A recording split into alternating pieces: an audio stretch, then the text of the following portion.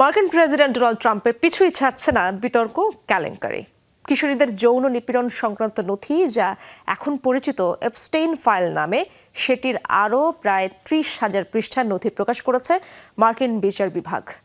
একটি কার্ডে ট্রাম্পের কিশোরী মেয়েদের সাথে সময় কাটানোর উল্লেখ রয়েছে বলে দাবি করেছে কয়েকটি মার্কিন গণমাধ্যম। বলা হচ্ছে, মৃত্যুর আগে এটি লিখেছিলেন জেফ্রি এপস্টেইন নিজেই। আরেকটি মেইলেও উঠে এসেছে ট্রাম্প, এপস্টেইন সহ এক নারীর প্রসঙ্গ। তবে যথারীতি এসবই মিথ্যা বলে দাবি করে আসছেন প্রেসিডেন্ট ট্রাম্প।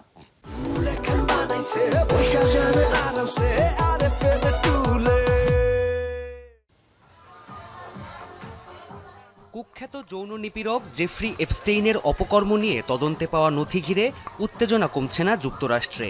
কিশোরী মেয়েদের যৌন নির্যাতন, বিত্তশালীদের টিনেজ মেয়েদের সাথে সময় কাটানোর সুযোগ তৈরি করে দেওয়া ও মানব পাচারের অপরাধে সাজা পান তিনি।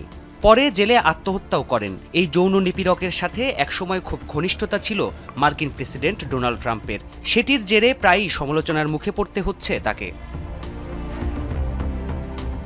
সম্প্রতি এপস্টেইন ফাইল আখ্যা পাওয়া নথির আরও 30,000 পৃষ্ঠা প্রকাশ করেছে মার্কিন বিচার বিভাগ।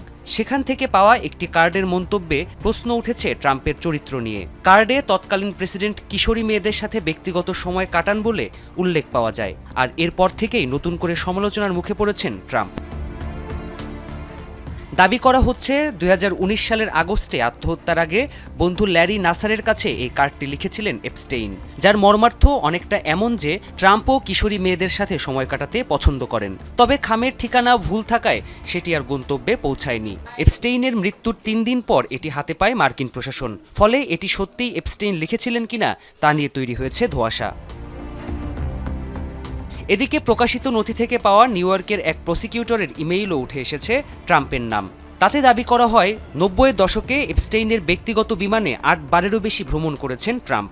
সাথে ছিলেন এপস্টেইন ও 20 বছর বয়সী এক তরুণী। এসব অভিযোগ বরাবরই অস্বীকার করেছেন ট্রাম্প। তার দাবি, কখনোই এপস্টেইনের বিমানে করে নিজ দ্বীপে যাননি তিনি।